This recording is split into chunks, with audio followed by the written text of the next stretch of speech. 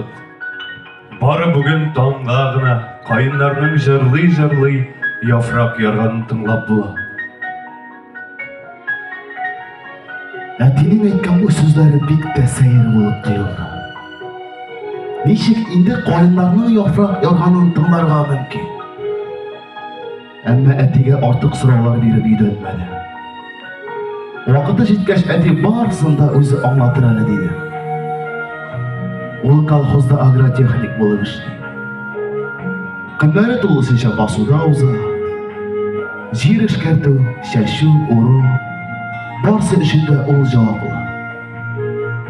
Ул еш кына мине дә үзе белән ала.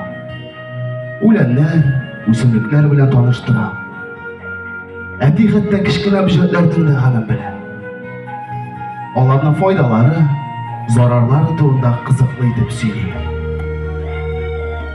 Авыл тирәсендәге чишмә инешләр турында ул әллә нинди риваятләр белә.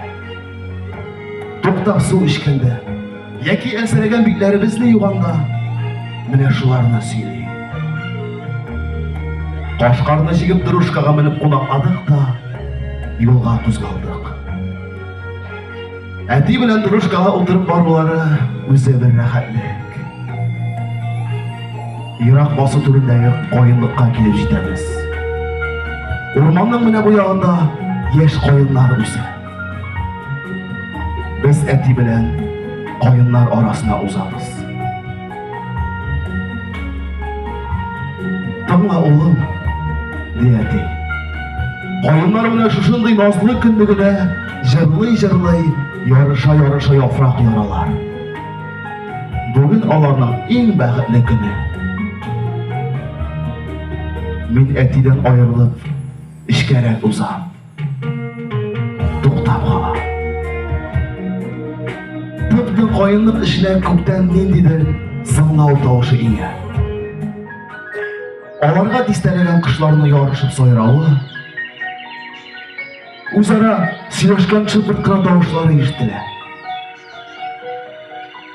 Шатлап ачылган бөрү кабырчыклары кыштырдап җиргә коела.